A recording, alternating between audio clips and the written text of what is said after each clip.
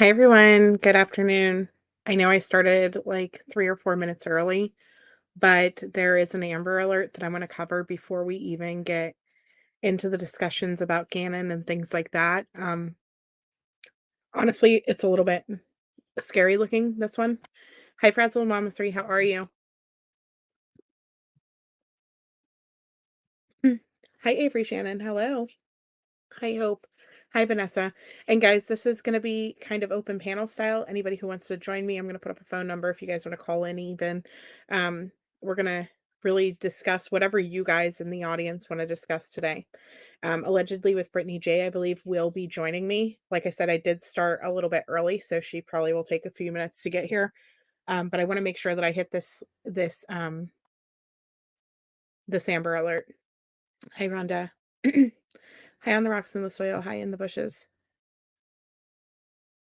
You said that you missed this morning. Oh, you know what though? Today there was no court.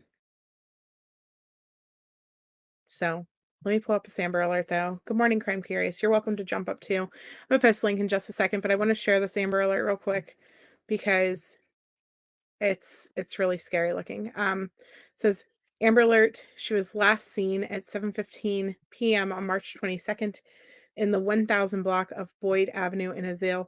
She is 5 feet 4 inches tall, 103 pounds, and has green eyes. Let me pull this up. So this is in Texas, you guys. Um, but this is what scares me. A couple of these posts are saying that this one says, last seen in Azale with the unknown driver of this van. Like we're talking the typical, stereotypical white box type van that you have in your nightmares about kids getting abducted and things like that. That's the type of van she just got taken into. And it says, I need all my prayer warriors right now around the world to be praying for Aubrey Trainer right now. I received an Amber Alert for this young lady and felt led to post right away. She was last seen being abducted in a white van just a few minutes ago in Fort Worth, Texas. Let's bombard heaven for this young lady and get her home safe. And so I'm going to show you guys the brief news article. But here's the thing. This happened last night. The Amber Alert just went out. Like we're talking within the last minutes, right? And so she's been missing since last night, and so I'm terrified for her.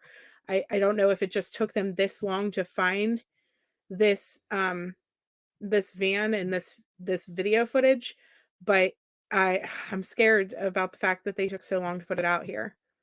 So let me play this as soon as this ad's over. Just brief news stories about it. It's literally just starting to circulate as of 11:35 a.m. in Texas. And so that's, I believe they're 2 hours behind us. So it's like just happening. Sorry.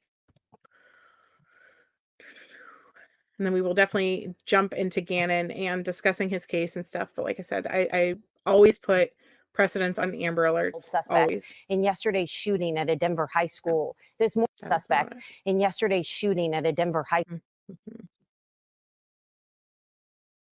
No. This is about the school shooting. Hold on. Let me get you a different video. Hi, True Crime with Shannon. Yours alert went off about an hour ago. Okay. Probably. Vanessa, I would I would guess that. Hi, Delana. How are you? Boo Will, hello. Sorry, let me get you guys a better video because that one was not about her.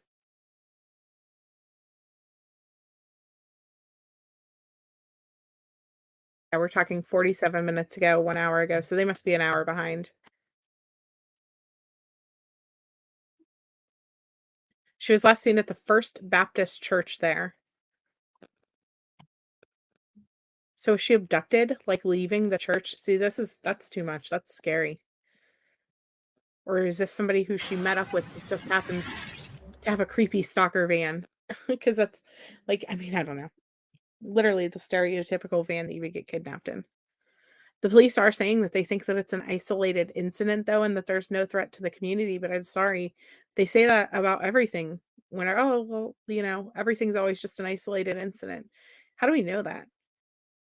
I mean, look, they called the Idaho 4 killings an isolated incident. Meanwhile, there was some crazed lunatic still walking around that could have really gone in and killed more people.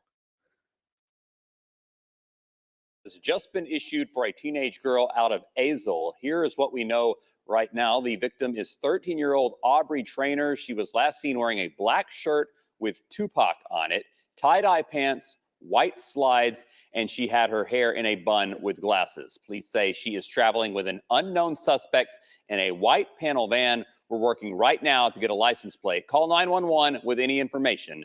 We'll be right back. So there you have it. And that's all we really know so far. If we see anything else as we're live today, I'll definitely share it with you guys, but she definitely needs she definitely needs prayers and stuff. Yeah, it's a good thing your FedEx scammer has Amber Alerts. I agree. Yeah, this is an Amber Alert. It's in Texas, Azele, Texas. So, and like I said, the police are saying, this is an isolated incident, but the Amber Alert just went out. She's been missing since 7:20 yesterday. They have no idea who was driving this van. They don't have license plates, nothing.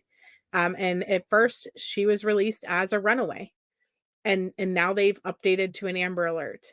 So, what made them say that she was initially a runaway? I don't know. Did she get into the van willingly? I have no clue. I have no clue.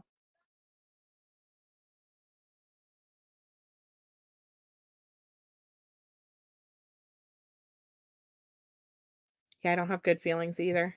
Any updates on Scotty? Not yet. Not that I've seen.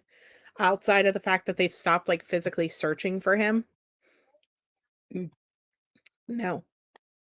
Are you kidding me? Get out of bed.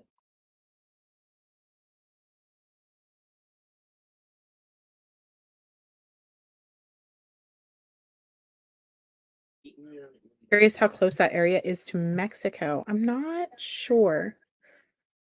Yeah, the cops work on your nerves with runaways. I know. I know, and I don't know. I don't know, and I just wanna apologize in advance, you guys, because my brain and my mindset is not exactly where it needs to be. I thought about canceling this live, but then I didn't want to cancel knowing that I had commitments with other people to do this today, and I really wanna talk about Gannon and discuss, Gannon with you guys, but we had a student at our karate, passed away, and he was only 6 years old, and so my son's been having a really hard time today. Sorry, I'm probably gonna get emotional. My son's been having a hard time today dealing with the loss of his little friend. Like, he was working on training him and stuff for his karate competition, and, unfortunately, they had a car accident, and, sorry. So, his dad got hurt very bad, and he passed away at Children's Hospital whenever he got there. So, my brain is not quite here, and I am so, so sorry for that, you guys. But please keep his family in prayers, and then really all of his friends and students and stuff at the everywhere. I mean, he was 6 years old, just an adorable little guy, and just it's just devastating. It's really devastating. So, but that's why it took me so long to, like, put the thumbnail up and all that stuff, and to preset the live, because we're just going through, some emotions with all of this. Yeah, it's devastating. So please, just all the prayers is totally appreciated.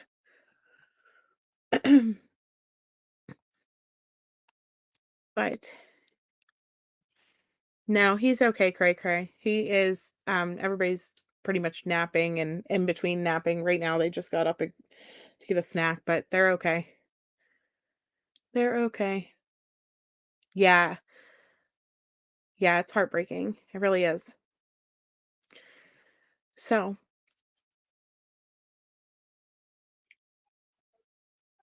oh man. But anyway, so I wanted to talk about Gannon today, you guys. We have been watching the jury selection and stuff on this channel, and there have been several other channels that have been streaming it as well. And so we are we're going to talk about Gannon today and Letecia and anything that you guys want to discuss about this case and go through details. If there's questions anyone has for me about interactions or whatever, I know that Brittany was saying last night that she wanted to pick my brain, pick Crime Curious's brain, pick all the brains. And I know Crime Curious is intending to go live after this as well at 1:30 Mountain, which is 3:30 Eastern. So we will finish up before she goes live so that she can go down through the so she can go down through really I think she's intending to talk more about the legal side of things and the doctor and things like that. Crime Curious, if you want to come up, you're welcome to, and kind of give them a brief overview of what your live is intending to be about. I think I heard you say on Jen Lou that you were going to try to reach out to, yeah, Brit and the brain picking. Brain picking, nose picking, all the things. Oh, sorry. So, mm-mm-mm.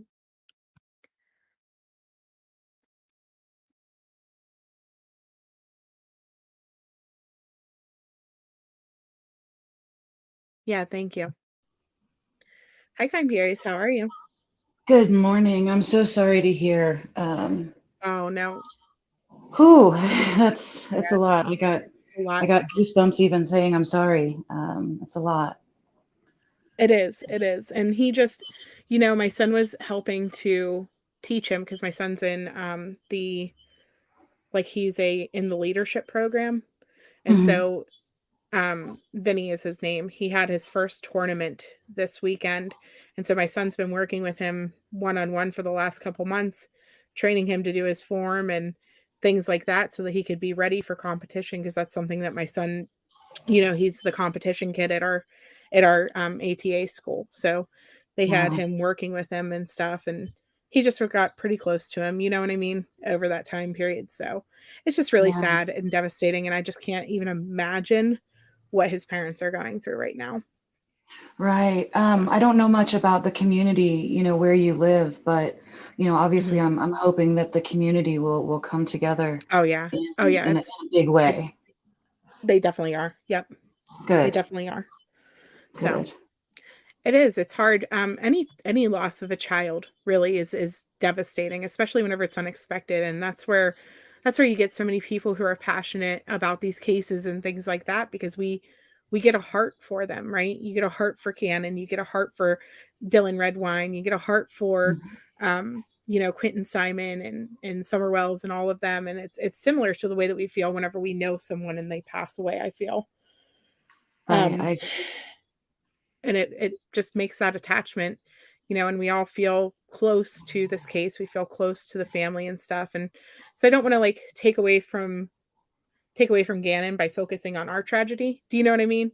Because Sure. what happened with Gannon is such a huge tragedy too, and that's what we're here for today. But I Right. do Well, appreciate everyone's thoughts, prayers, and wishes and stuff. I just wanted to like yeah. pre-warn everybody if I feel like if it seems like I'm more scattered than normal, that's why.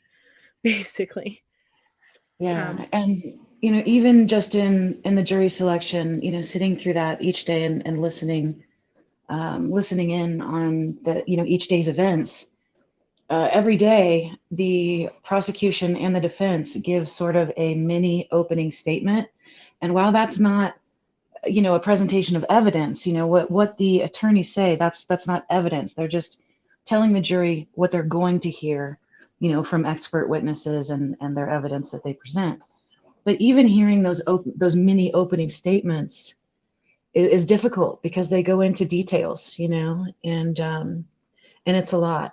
it I is. remember still when I first scoured the probable cause affidavit when that came out in 2020. That was alarming. But at that point, Gannon had not been found, and we didn't have a lot of those details. But I'll never forget during that preliminary hearing, the proof evident presumption great, when they did go into those details, it was, I mean, I wasn't ready. You know what I mean? Right. Mhm. It Yeah, because was, it was a they lot. told us so much during that, whenever they were Right. going through that hearing. It was shocking, honestly, and we were reading it, via tweet and Right. things like that. So I couldn't even imagine being there in the courtroom um and experiencing it, Yeah, you know? I can't imagine. I will say I that you hope. mentioned the um, sorry, you mentioned the little statements that they make, and I feel like they have been giving us little nuggets of information that are different each day. And, Absolutely. are do you have those? Like, I'm curious because I know that you plan on, like, doing, like, a summary. Are you going to play those, like, little clips during your live, or how are Yes, you as what are you covering? Mhm. yeah, so as a matter of fact, just about half an hour ago, I put out a like a 16-minute video. And in Okay. that video, it is, kind of the opening, who the players are for the prosecution, who the players are for the defense, who the judge is, who the defendant is. But then I play 3 clips, one from each day of those opening statements. And that's really all the video is. It's 16 minutes long. But just like you said, listening to those each day is a little bit different. And there are nuggets of information that's going to be presented. So I think it's important, especially, listening to those back to back to back, and trigger warning, because there are details. Mhm. um, it doesn't go too in depth, obviously, because it's a 2-minute mini opening on each side, times 3 days. but Right. um, And but it's yeah, the so. I love that they have had both council members, like, they had Mike Allen do the first day and the 3rd Mhm. day, and then they had his helper guy, which honestly, I didn't necessarily like him on Tuesday, so we were kinda Mhm. this was our representation of him on Tuesday, but, and then they had Tellini and, the other guy, William Cook, I Yeah, couldn't think of his name for a second. yeah. So they alternated, so you've kinda got to hear, like, the personality of how they're going to present it for each person as they go through this. It does seem like on both sides. So on the side of the prosecution, we have Michael Allen and Dave Young, and Mhm. it and then on the other side, it's Josh Tallini and Will Cook. And it seems like on both sides, they've got one guy who's abrasive, and then they've got another guy who is kinder and maybe a little more compassionate. You know what I mean? Right. Mhm. Yeah, good cop, bad cop. Right. That's I kind just of what I was thinking. I just think it's dangerous to even do that though, like, I feel like if you're rubbing the jury the wrong way, it's Hmm. not going to work in your benefit, and I know that sounds silly, but people are petty. And Yep. I feel like first impressions are so much, and so if my first impression of you was you, like, grilling me and making me feel inferior and things like that, I don't know how Hmm. well I would wanna listen to you throughout the trial, and I felt like Tellini, especially yesterday, was Hmm. really hard on that one juror, just grilling her and grilling her and grilling her over and over Yep. again, and I feel like Yep. from the outside looking in, even if I was another juror sitting there watching that happen, I don't know if I would appreciate seeing a man talk to a woman the way that he was, or anyone for Right. that matter. Well, and that sort of seemed to be the theme, especially that day. It seemed like the defense was really going after the female potential jury members, and Mhm. throughout the thing, I'm thinking, what year is this? Everyone has, delicate sensibilities. I felt like he's asking all the women if they're going to be man enough to handle the job, and it was frustrating to me personally. No, I agree. I agree. One of the nuggets that Mike Allen had dropped for us in his first day on Monday, he dropped a nugget. This is the first time we officially heard from anyone from law enforcement or whatever about burns on Gannon. Did you Right. catch that? I And did. He so said he was burned Sunday night. mhm, and, so he specifically said Sunday night, and so that makes me, like, reel in my head about how many other videos and pictures do you think T took and tried to delete or whatever on her phone? I'm sure a lot. Whether it is a big severe thing that she's facing, or a tiny, inconsequential thing, she gathers evidence constantly. you know, whether it's to prove that she wasn't lying about something or to prove that somebody else was lying about something, you know, whether we're talking about a homicide case or if she was on time to an event. She's an evidence gatherer, and you know, good for her. I hope it all gets used against her. I know, right? Yeah, Connie, I had never heard it. Well, I had never heard it officially from anyone before, right? And so whenever he said that, I was like, ooh, it's coming out now. You know, Well, everything is going to come out. Ween Baby, it's not going to be televised on actual TV. I know that I am streaming it. I believe Jen Lu is planning to stream it. mhm. Oh my gosh, my brain just went blank. Riding in the Car with Joel Z, I think, is going to be streaming Yeah. it.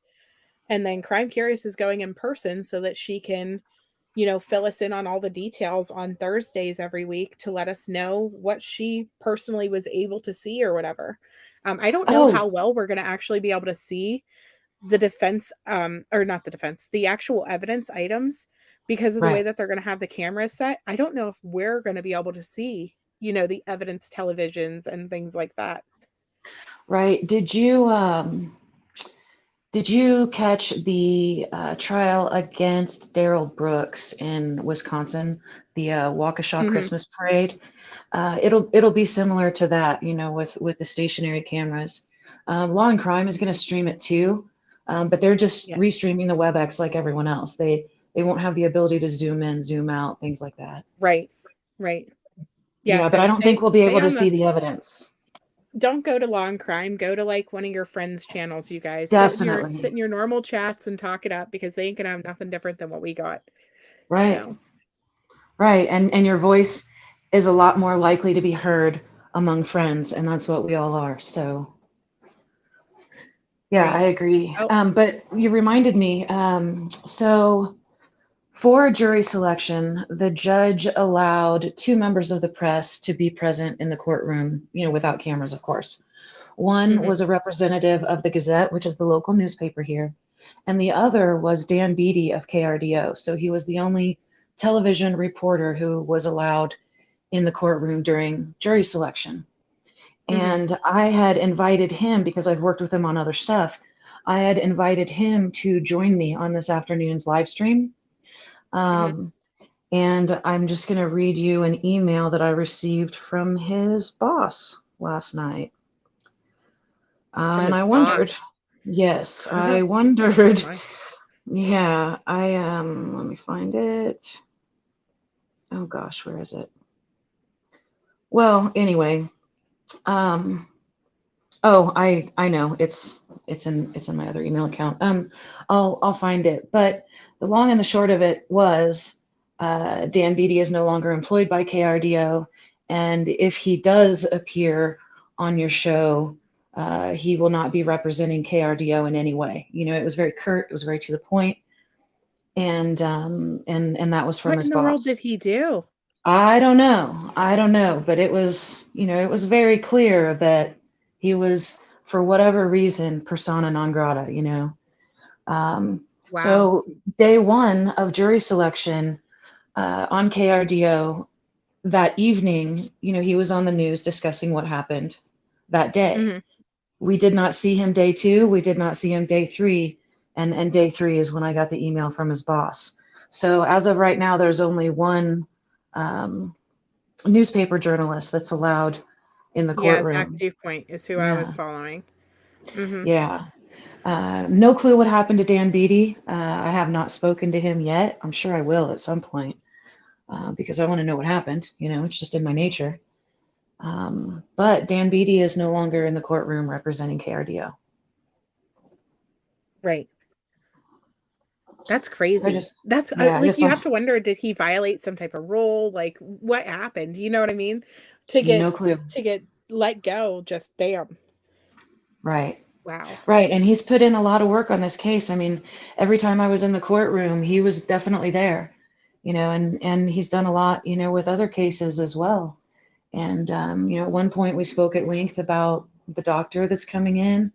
I mean, it Yeah. was off the record, but, um, And you and you know, Jen Lu had a he's, great discussion about the doctor. I wanted to tell you. yeah, it's a lot. It is. It's a lot. And I wish that we could have been talking about it a long time ago. Forever You know, ago. Mhm. I put out that video. I think I put out my video mid-October about the Mhm. doctor. Now, I'm on YouTube, so I can do that. But the journalists that are working for the news stations and the newspapers, they couldn't do it because it wasn't official yet.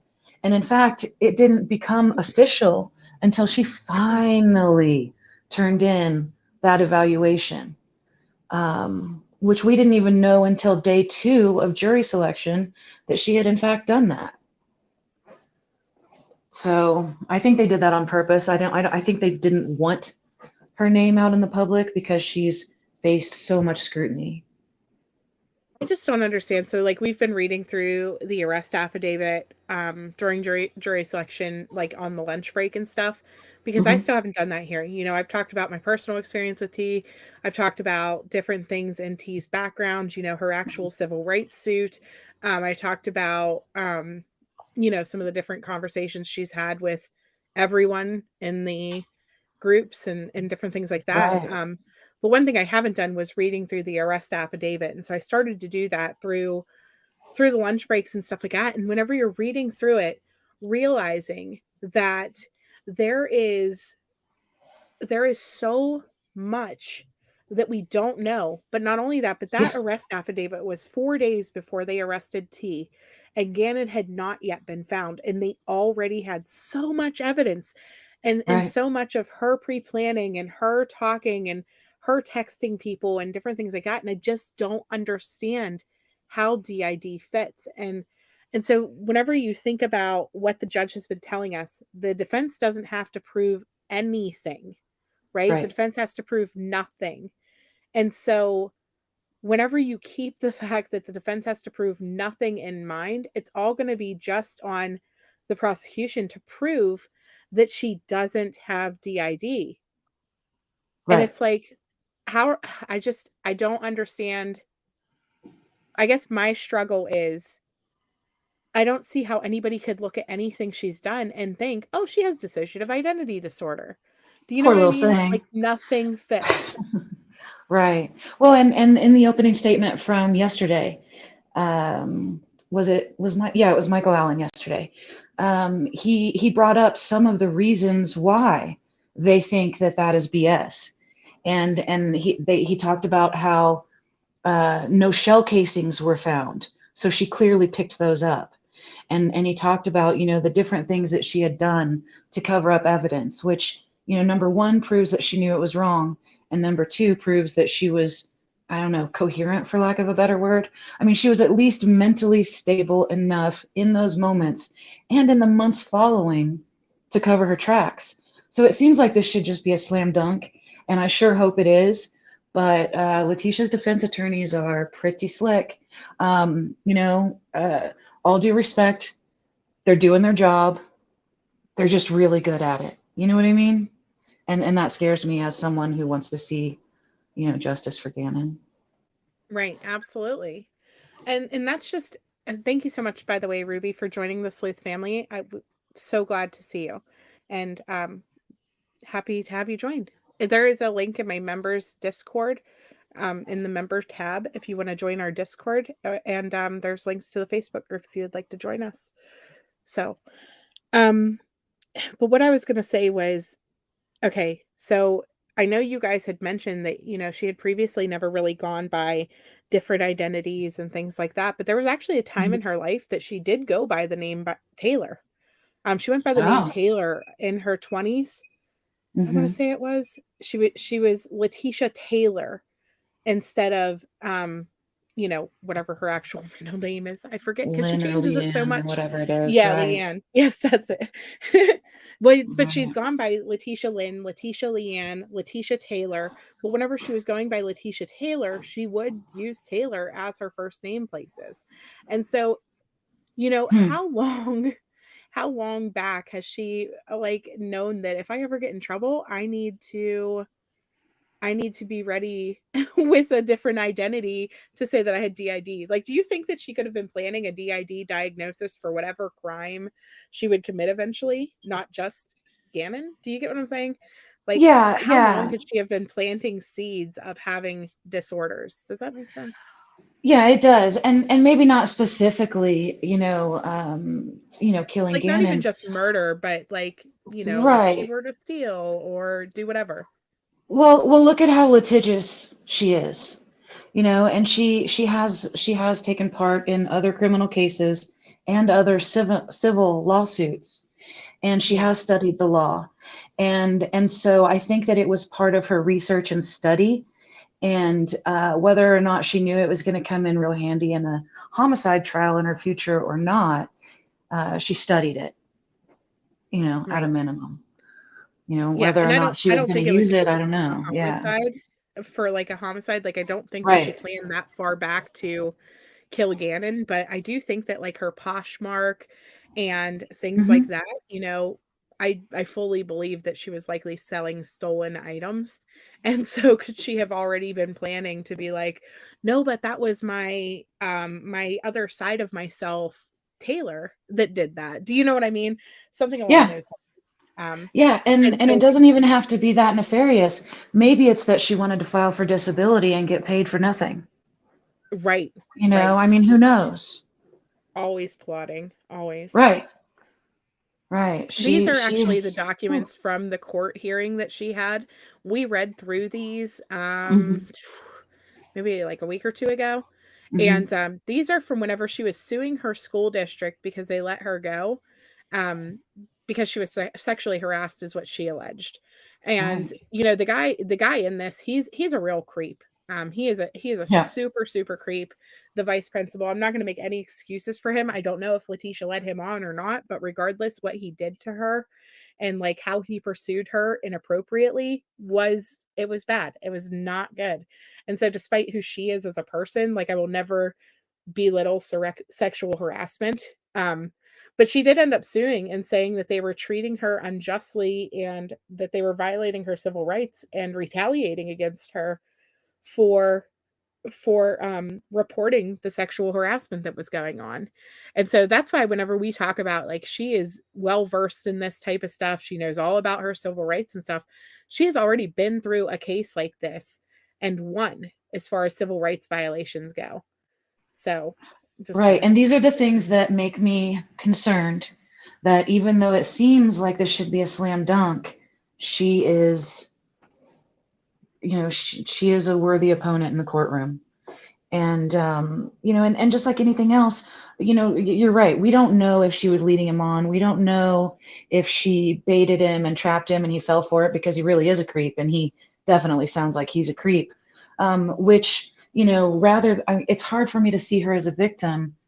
Instead, I see her as a victor, because him falling into that and being a creep is what, allowed her to prove her case and win. But I have to assume that what Letecia presented in that lawsuit was only part of the story, the part that makes somebody else look guilty, which she continues to do in this case, which she does, she did it when she was accused of abusing the kids, or, when she had to make that, she was asking for an apology. Help me. I think that Lena had an injury and it was reported on, and yes. then I think Al was on Facebook, or maybe Letecia under Al's account.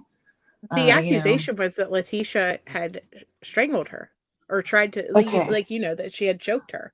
And so whenever Lena told Landon that, Landon lost her mind.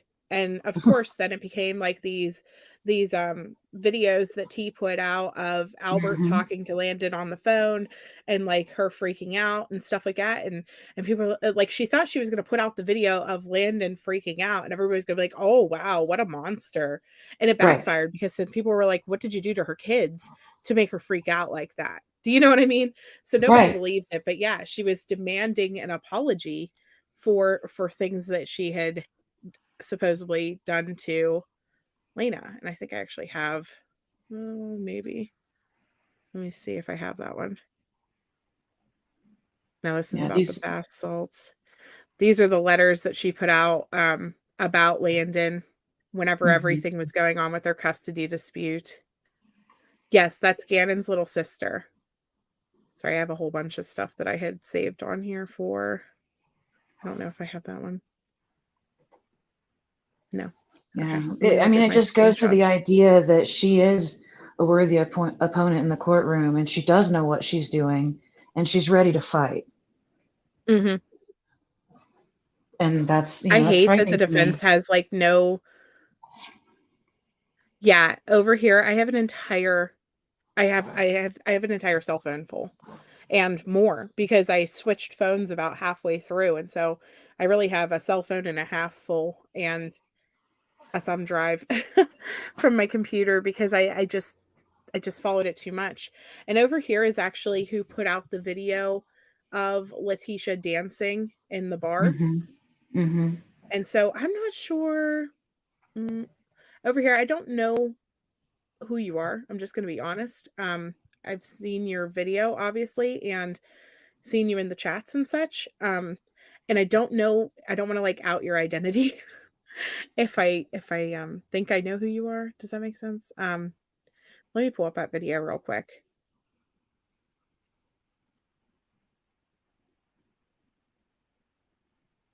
But it sounds like you have an intimate knowledge of the case as well. She And does. yeah, that's what I figured. But this is from New Year's Eve, right before, like 27 days before she murdered Gannon. And this video was taken by a friend of Letecia and was given, I thought, to only one group of people, the trapdoor group that I was in. And so whenever I seen it on YouTube, I was shocked. But then I was like, it might be the original person who gave it to the trapdoor. And so that would make sense. Um, I wouldn't know. Okay, good. Good. Um, but or if it was somebody who was in the trapdoor and then leaked it out of there. But yeah, so cringe. She was cringe. Very, very Yeah. cringe. Yeah. But I'm So, glad that you know who over here is, though. Um, yeah, she has a wealth of knowledge, as do you, of course, mhm, and just like just like any other, crowdsourced intelligence sort of thing, we all bring different aspects, and I'm glad that we are communicating and having the discourse and having the discussion and including the people in chat, and we all bring things of importance, and I'm proud of all of us, even people who are just passively lurking in chat. mhm. Oh, Thank you for being absolutely. here. Yeah. Yeah, But absolutely. so I can't really stay on too long because I haven't showered yet, and I'm going live in just over an hour. Yep. Um, but Go I do was going to you. say, so I put out that video, just this morning, and it is all three of the mini opening statements, from the first 3 days of jury selection. And then on my live this afternoon, I've got two guests. We know Dan Beatty won't be joining us, but I still have two others that are going to be there. And one is a practicing criminal defense attorney in Colorado Springs, Mhm, and he's very close to the case. One of his family members knew Gannon, and and he is coming from from the position of being a defense attorney in Colorado Springs, and so he's going to answer some questions that I've gathered, and then if anybody has other questions, we're going to try and address those as well. And then the second guest is so he's a private investigator here in Colorado Springs, but he's also a former special agent of the FBI. And I've oh, got wow. some questions, about Florida, about so we're gonna be doing the brain picking today. Good. um, yeah, We and need so I it, hope to see honestly, because people a over lot of good there. questions were raised about, whenever I was listening, you guys were talking about, like, if they find her insane for the murder, but then not insane for the other charges, does she, if she gets out of the insane asylum, have to go back to Yep. jail for the other charges? And so Yep. those are definitely questions that I hope that you guys are able to dig into and get answers, because I honestly Yep. am not familiar with that system in Colorado. That's just not how things are done where I'm from. You know what I mean? And Right. so it makes it different. Right. And there are a lot of differences. Chris, the attorney that's coming on, he at one point was licensed in Iowa and living in Iowa and working there. And in Iowa, like Wisconsin, I know is the same way. The burden of proof is not solely on the prosecution in those states.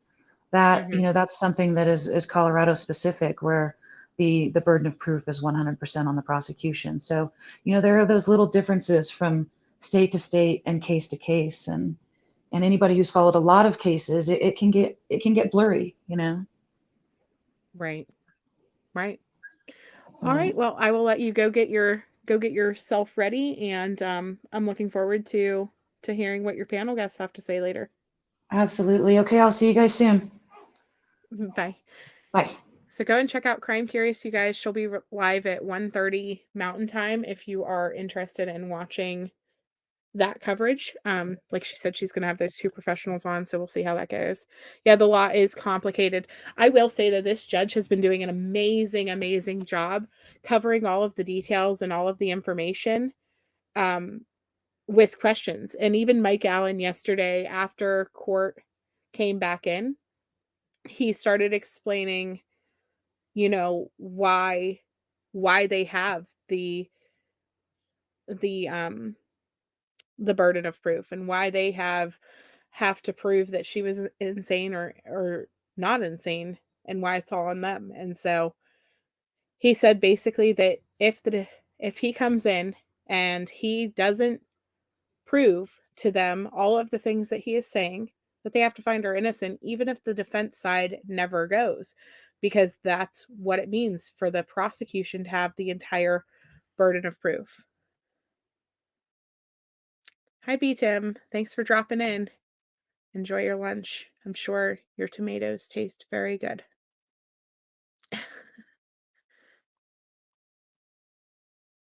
So let me get this for you guys. I'm going to pull up the phone link if anybody wants to call in at all.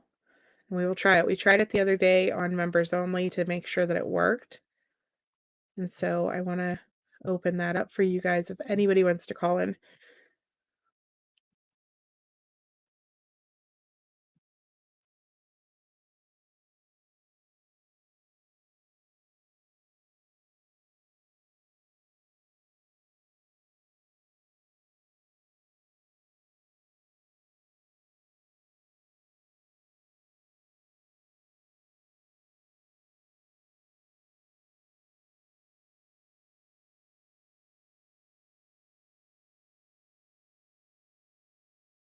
Okay, so the call line will be open. They are recorded calls. Of course, it does show me your phone number and stuff. Your phone number will not show on this screen though, so please do not be afraid of that part of it.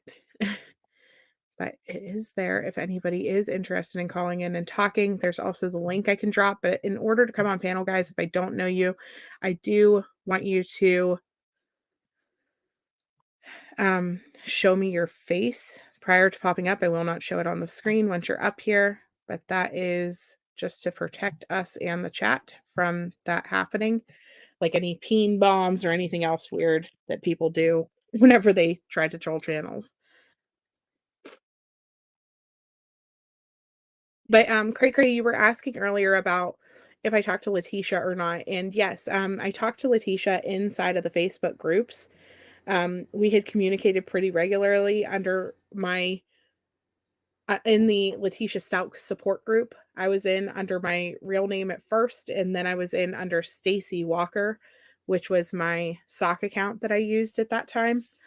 And through that we had different communications, and a lot of the information that was getting leaked from the support group into the other Facebook groups, I'm going to be honest, guys, it was coming a lot from me. I had sent many, many, many, many screenshots to the admins of different Facebook groups for them to post, because I felt like it was important, the stuff that she was posting in there. I did pull up this slideshow very briefly, and a lot of these screenshots that are not these ones, but with Peyton Marie.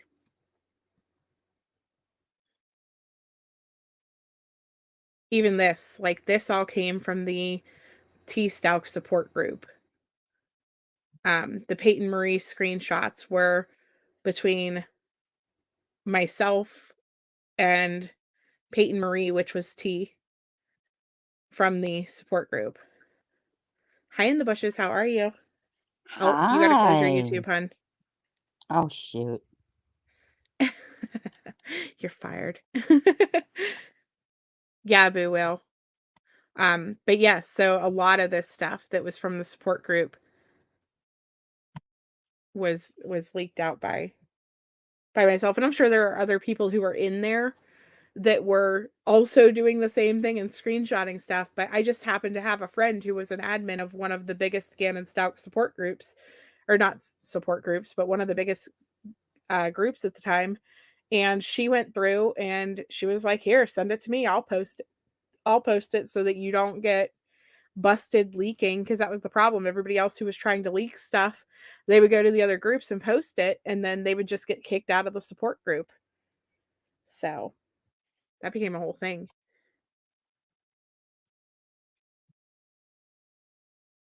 But if you guys want like the post and stuff, I did this all on a live the other day. I have a whole playlist started now where we read down through some of these details and things. Yeah, I will rehire her. She just has so much troubles trying to figure out how to get up there.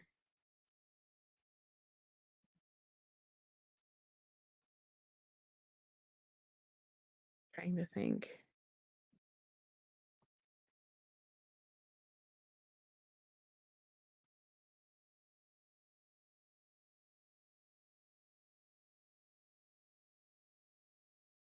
Yeah, I gotta be sneaky, exactly. Where was I using the name Rachel or Jennifer? No. No, my account was Stacy Walker for a long time.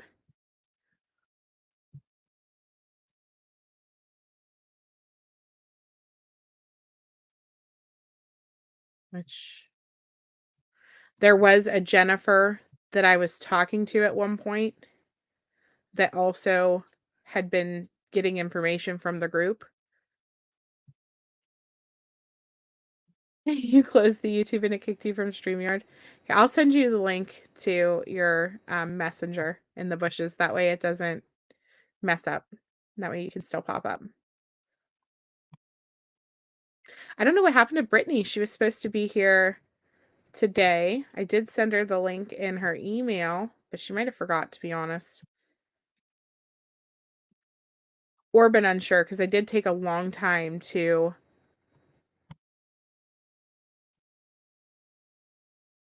post my video because of everything else going on in my personal life. So I put it in Discord, in the bushes, and in your messenger. You want to see all of those. Yeah.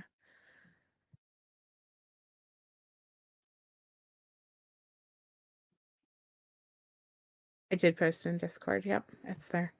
Hi, Rita. How are you? So what kind of stuff was she posting in the group? This one, for example, came from the group, and it says, long post clearing up some speculation. I'm a close friend of T's, and so I also know Landon from school and Al through marriage. So I got some answers for some questions. Number one, T and Albert were not separating, and there was no problem, nor was she mad about any kind of leaving. This is false. In fact, they had just got off an anniversary cruise on January 20th. Number two, Al leaving for training. Al did leave for Saturday night with his mother, Debbie, because T had free flights and booked her mother-in-law a red-eye flight to the East Coast Saturday night. Al rode with her to make sure him and his mom was safe. Sleeping in the airport and flying out Sunday morning. This was Denver Airport, not Colorado Springs, nor was his truck parked there. Number three, Harley was at work on Sunday night and Monday, see schedule. And so then she posted a picture of the schedule below. Yes. The clothes were confirmed not to be Gannon's then over here. That was one of the things that we weren't sure about, because another thing that she had posted in the group was about the sock and the piece of wood. And so whenever we seen this, it was kind of like, whoa, and I think whenever I covered that originally, I did say that we weren't sure if it had anything to do with him or not. It was still Highway 115. Okay. Good to know. Good to know. You can see that it was never an area traveled. Thank you so much over here. Hi, New Zealand Mysteries. How are you? Okay, you're back in the bushes. I don't think we have an I echo today. am. Is it better? Yes, I believe it is.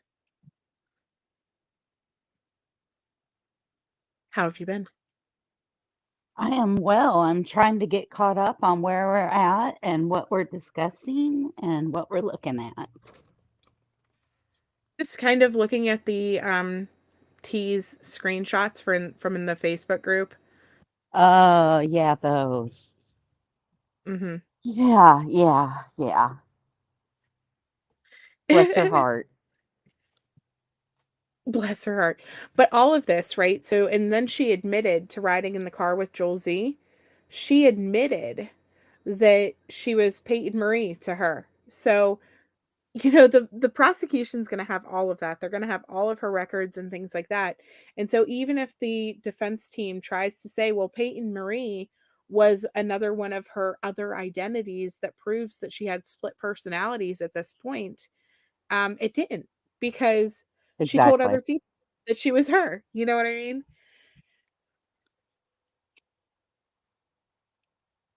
Oh, you're welcome, Vanessa. I'm so glad that you have been here. I don't know. Do you have any questions in the bushes about the jury and things that have happened over this past week? About the jury and things that have happened the last week? No. I I'm not to the point of asking many questions. I was shocked to hear that he was actually burned the Yeah. night before he died. Well, right, Um, because she had told us that he had cut his foot on the candle, is what she had said in the different groups and things like that. That he had a cut on his foot, and that's why they ran outside. That's why there was blood on her bumper and things like that, because they had to, or put his she foot up bandaged there, him on the yeah, and back of the band, foot. Yep. yeah, Yeah, on the back of the T-gon, I'm in. yeah. But him actually being burned, that was new. Now I know she had told Al that he had been burned and popped a blister and white blood on his wall in his room, and that's why there was blood there. Um, that was a lot of blood for a busted burn blister, you know. Hmm. I must say. But as for him actually being burned and anybody saying that yes, he was in fact burned, that was the first I had heard of it. And I Yeah. know I am in for a lot of firsts to hear of things through this because there's so much I don't know. Just makes you wonder more about what exactly took place Sunday night. We know about the additional pictures that weren't seen. We know about um, the different the different things that she had done to a point, but now we're hearing he had a burn injury. I just can't picture how this scenario went down. Yeah, they have some evidence that he was actually burned. I Yeah, I know that there's more pictures and videos that exist, but it just like, how can she be so dumb? I don't understand how she thought even a million years, even if she was going to try to prove, like my theory is that he was going to overdose on drugs and that's how she intended for him to die and things like that. How would she explain away the burns? How would she explain away whatever the in God's name happened on Sunday night?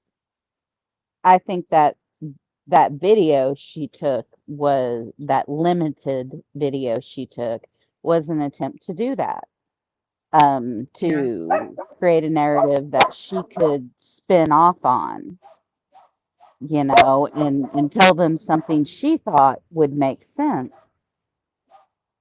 I honestly believe that the overdose theory could be dead on. I think your theory about him coming home in the suitcase just might be dead on. I'm not even going to argue it or devil's advocated it. I'm just putting it in a list of possibilities until I hear different evidence supporting anything different. But they're on the list to me as highly probable things. I mean, I never saw a toxicology report on this kid. And Right. And only the family has, well, and close friends have seen like the actual autopsy results and such. There's very, very few people who know what was in the reports and things like that. And so I'll just say that everything that I have is based on my own opinion and theories, based on things that I have been told, and based off of like I haven't personally seen anything, right? It's just right. based off of word of mouth and things that I have been told. Yeah, you're just it's a theory until proven correct or Right. discorrect. Exactly. And That's all. honestly, I just I wish that not everything even was like that, right? I don't even want to have these theories in my head. I don't even want to try to put myself in the mind process of how exactly and what exactly she was doing, and what she was thinking. But it's just nothing else makes sense to me. Nothing else makes sense to me. I mean, you take a kid who was burned out and drive him around for 5 hours for what? How did she think that that was going to solve anything? Yeah. Yeah, there's nothing about that makes sense. We might be able to make a little bit more sense of it maybe as the trial happens, but really none of this at the end of the day, even if we're able to surmise what happened, makes any sense that it even happened. Right. Yeah, exactly. And somebody asked about the bath salts. She did. And so the screenshots of these text messages say 9:28 a.m. That does not mean that they happened at 9:28 a.m. I do not know what time that she was texting Albert about all of this, but this whole conversation on the screen here was about the bath salts. And it was sometime between Sunday and Monday. And so she was trying to make it look like Gannon had a friend who was into drugs for some reason. Why? And that he was inquiring about bath salts for some reason. Why? There's no explanation for that unless it ties into what she was going to do to him Monday, what she was going to do to him that evening, or that whatever, and that's why I think, honest to God, that she gave him some type of drugs. She drove him around hoping that he was going to die, went to Petco, and I think she was going to come out of Petco and be like, oh my God, Gannon's dead, and go in and running in for help and things like that. And then she came out and he wasn't dead. So then she drove around for 3 more hours, maybe even gave him more drugs. Who knows? Went back to Petco, same thing, was going to cause this big scene about, oh my God, he's dead, right? And then it didn't happen again. So then she took him home and I think was going to put him back in the bed, let Harley or Lena find him. Hold on.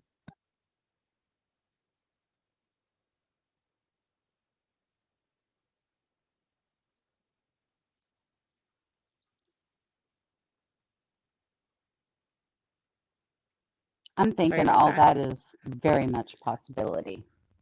Yeah. And then of course, she got home. How was she going to get him in the house without anybody seeing? With Well, she not couldn't only carry him into that, the house on camera.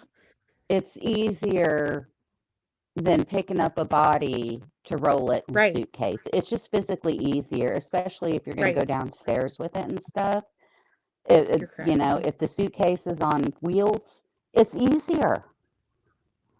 Think Right. about it. It's just easier. I don't think it was so much about not only did she not want him seen, I think she was trying to reduce some physical labor there. Yeah, and I mean, and so I think that yes, bath salts were all over the news at the time because you had those people that were eating their friends' faces and things like that, and so you take what she's talking about. She talked about the bath salts, okay? She talked about the suitcase and a piece of cardboard, and then he was eventually found in the suitcase, right? She made excuses about why there was going to be blood on a box cutter. Um, Here In it his is. room. Yeah. Hold on, where's that? She says, "How about you tell them how you chopped your finger off in the garage and that Gannon got hurt one time when you were teaching him to use a box cutter?" Why? Because I think that his box cutter or his like knife that's similar to a box cutter, right, was sitting on his little stand and she took him in the house in that suitcase. Give me 2 seconds. Go ahead and talk. Yeah. Yeah, she definitely talked about blood being on the box cutter that was in his room on the table and why there would be blood on that. Yeah, I don't have a doubt in my mind that she didn't just snap. This wasn't a I just snapped kind of thing. There was too much pre in her actions prior to the night that Al had left, prior to the night that Gannon had died. I mean, she was already thinking and plotting and coming up with excuses why this is here, why this would be here. It wasn't just coincidence. I I can tell you that, especially after the Google searches, Right. all the many Google searches. Right. Yeah, she was overcompensating, always a sign of guilt. But so the footage of them coming home, we looked at that. The Let me see. We looked at that whenever which day trial was that? Was that yesterday? And we were looking at it Um, though, and I really think that it's a suitcase that bounces up in the back of that truck. And I don't know if she put oh it in yeah. there preemptively or if it was already in there from Albert packing and his mom packing and them coming home from vacation, right? Because remember, they had just come home from vacation. And so there's also a I good chance that don't it was already in there. know. If it was in there, it would have been loaded with stuff. You wouldn't unpack But a that doesn't mean she suitcase didn't just and then dump put it it back in. somewhere. But Nah. so I'm saying, I think it, yeah, that's true. So she probably put it in there. I Yeah, don't know. I think she put it in there that morning right before or the night Maybe. before, actually, the night before when she left. I think she Hmm. loaded it up That's right. then. I always forget because they don't talk about that. Nobody talks about the fact that she left that night between 12 and 4 on Sunday. Sometime between 12 and 4. I can't remember the exact times, but the neighbor came out and and whenever Gannon was first missing, one of the neighbors right across from them had camera footage of her leaving Sunday night between 12 and 4 a.m. And they posted the footage and they posted talking about it, and it was gone within minutes. And we had never seen it again. And I really think that the prosecution or somebody got to them and was like, "Hey, you need to pull that down. Please don't talk about it, blah, blah, blah." And that, but she had left. And she even tells us that she left because that's how she met, our friend Eduardo. And so, yeah, she could have totally been plotting like how to get rid of him that night. Yeah, she could have. It was an awfully convenient size. He did fit in it. Right. Oh, yeah, it could have been stored in the garage. Hi, Seal. Yeah, and No, the so thing there is about that no court suitcase on is Thursdays. that suitcase belonged to a Right. set of different sizes that looked like that one. Right. And I'm it just was gonna pull up that probably the footage. biggest one in the set. It would have almost had to have been. I mean, it had his blankets, it had him, right? Uh-huh. I knew it had the pillow. I didn't know about the blankets. Why my comments keep turning off on yesterday's jury video. I had everything all time stamped and like the comments are gone again. Huh. Sorry. Like YouTube does that sometimes where they like take your comments.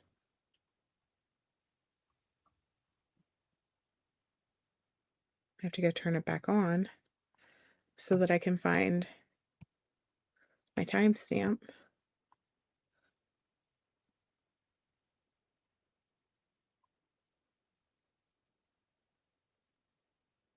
Did anyone know where she hid the suitcase until she left for South Carolina? Well, it was up on that highway. They believe that she dropped him up there until she went to leave. That she had originally thrown him and the piece of plywood, and they found the plywood, but they didn't find him. And so Yeah, then but she she went and went picked it up up and drove to there. Florida. She went up there a couple times and moved him. She No, played musical baby. they She went only up have there and his moved that suitcase. they only have on well, at least on the evidence that we have seen, they only have her going to that area those 2 separate times. Just the two. I thought she'd been up there 2 or 3 times and moved them where he wouldn't be found. Nope, it was just We'll the 2 times we'll that they have in see. the affidavit anyways.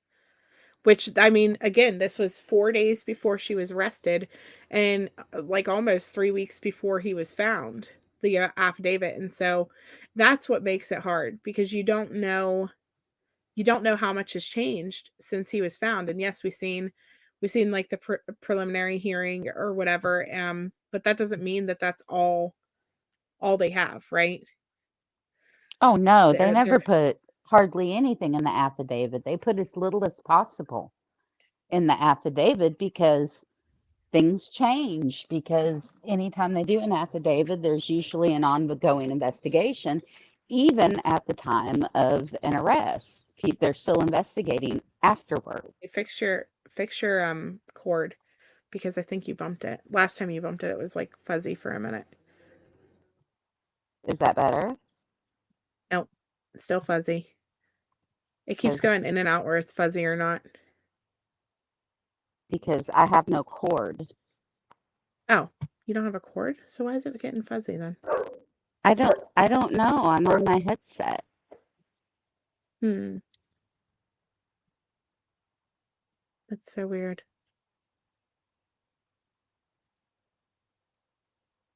It's so weird. But yeah, so this is the video that I'm talking about, whenever they were leaving. This is the footage from the neighbor who lived down the street. Now keep in mind, there's a neighbor, like I said, that was, like, a directly across from them, and it was within the first it's in the bushes, Seal. It was within the first day or 2 that she came out into the Facebook group, and she posted, like, "Well, I don't know, like, when he did whatever, but she left and she was loading things into the back of the truck," and, like, they had mentioned weird stuff like a shovel, and so then everybody was thinking, "Oh my god, she went and buried him somewhere." You know what I mean? But then Roderick came out and he had the footage of her leaving. And so it was like, okay, so he didn't go missing Sunday night, like, wherever she went, it had nothing to do with Gannon. But then as they're leaving Monday morning, you can see something bounce up in the back of the truck. And that's where I start to think, okay, what did she load into the truck Sunday night? You know, what was she already planning to bury or do whatever with? You know I what I think mean? I think the shovel was just to dig snow and put snow on top of the suitcase, honestly. I Maybe. don't think she was planning on burying Oh my him god, in no. the ground. No. I couldn't picture her doing it. I mean, and she was physically fit and things like that, but I think she was just too scattered. Sorry, this is people who were in the chat during the thing yesterday. But whenever she's pulling out, like, I go in slow-mo and I play it really slow a couple times. Um, yeah. Yeah, I think that suitcase is exactly what you're seeing bouncing in the back of that truck. Well, and the reason that it doesn't bounce whenever they come home then is because it has Gannon in it. And he was Mhm. alive. I'm not saying that he was dead. I am saying that he was alive in the suitcase, and she took him in the house, was planning to lay him back in bed and let Lena or Harley find him overdosed. That is what I think she was intending to happen. However, I think that whenever she went to take him and put him back in this bed from out of this suitcase, whenever she unzipped it, Gannon was alive and he jumped up and he started fighting her because he was freaked out that she was doing this to him, right? And then she grabbed the box cutter off the table. I think she stabbed him. I think she then left to go get the gun out of the bedroom and came down and shot him. And that from there, the rest is history, right? Then she tried to clean up and everything else. Yeah, Connie, I think that she was trying to overdose him and she brought him back into the house, thought that he was going to be deceased or whatever, overdosed, and that whenever she unzipped it, I think he was alive. And that's just my theory about how he got back in. They very well could have footage of the other side of this truck that shows him getting out, stumbling back into the house or whatever. You know, they very well could. Um, but that's just my theory of how she got in without cameras seeing her carrying him out or whatever. Because could you imagine carrying an unconscious 11-year-old child into your house and then oh my god, he died from an overdose? Like, no, it's not going to happen without people raising questions about why you were carrying him in to begin with. Do you know what I mean? So Yeah. that's just my theory about how she got him back into the house and then the brutal scene occurred. But I don't think that there is um whose feet were those coming out of the truck then? Do you mean at the part where there's a shadow? Because we were talking about that yesterday. So this is where I was showing that the suitcase bouncing, like you can see it. Yeah, can you imagine how awful was for Gannon? I know. Yeah, she And can't I'm drive not steel. so sure that Gannon didn't try to run out of the basement door either. That basement door opened up a few times. You were so staticky. I don't know why.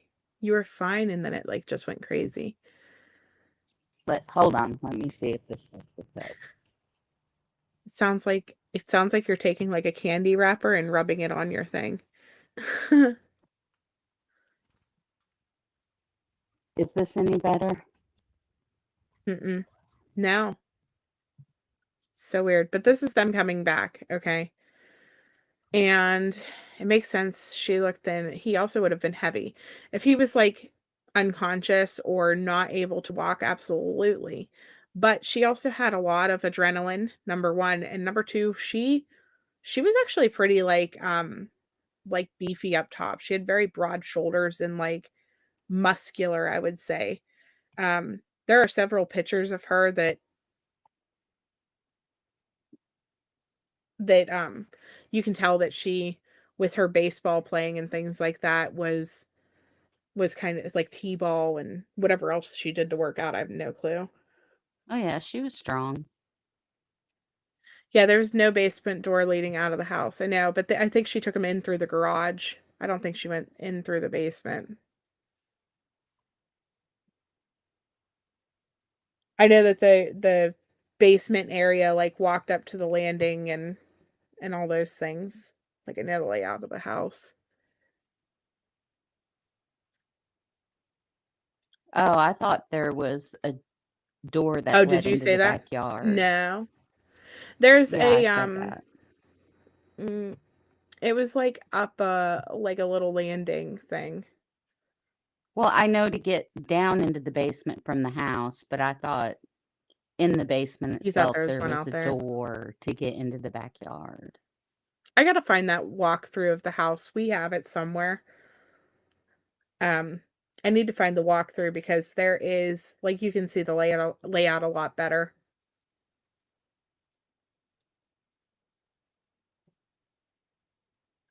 Takes like 43 times to park. On the main level, yeah, there's a sliding door that led into that like fenced in backyard area. but not from the basement. So anyways, right here by this tire, you guys are going to see like a shadow thing, but it happens at the same time really that she opens her door. And some people think that that's him getting out on the passenger side. And if it is, then I would really think that the Ring cameras would catch that. But Well, if it's yeah, not, she's because backed up. Yes, Plunder did. there I are wish that Plunder cameras. would put everything back. She's taken so much down.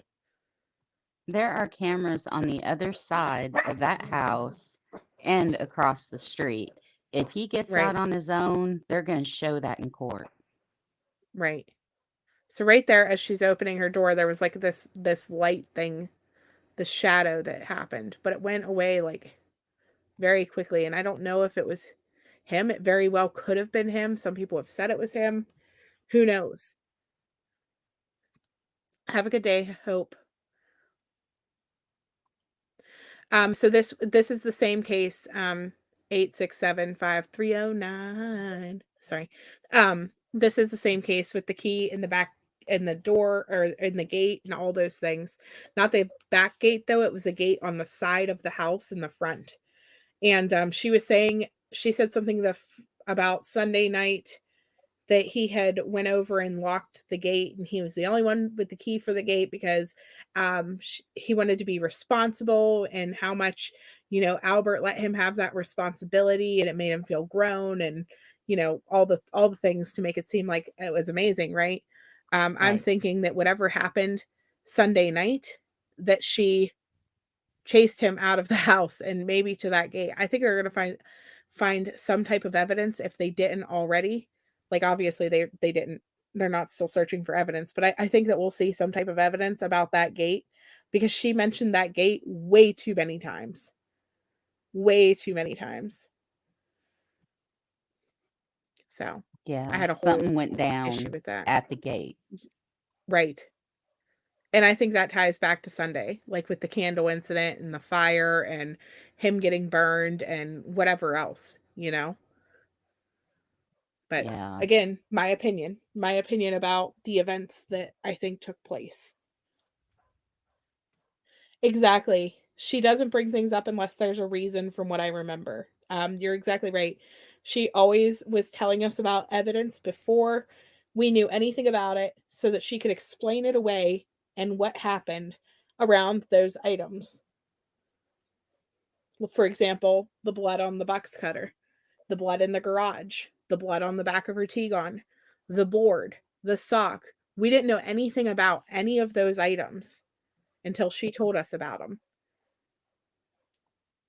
So, anyways, all right, guys, I'm going to go ahead and finish up. That way we can all get prepped for Crime Curious. We'll be on very shortly. In the bushes, I thank you so much for joining me. And I'm sorry my sound wasn't better. I thought I had improved it. I'll keep working on it. you know what, though? You were fine for the longest. Like, you were crackly. Or no, you were fine, then you were crackly, then you were fine again, and now you're back to crackly. So I don't know. It could even be your internet, to be completely honest. That could I don't be. know. Yeah. So it's I'll just work on it. very weird. But I appreciate you coming up, and I appreciate so much Crime Curious as well. If you guys aren't already subbed to Crime Curious, go over and check out her video. I'm sorry that Brittany didn't join us. I'm not sure what happened there, but I'm sure we will get together at some other time. And I promise to be more with it next time and have things better laid out and suited for you guys. I love you all so much. And in the bushes didn't even say goodbye. Man. All right. Goodbye, everyone. Yes. Justice for G-Man. Exactly. Love you guys. Have a good day.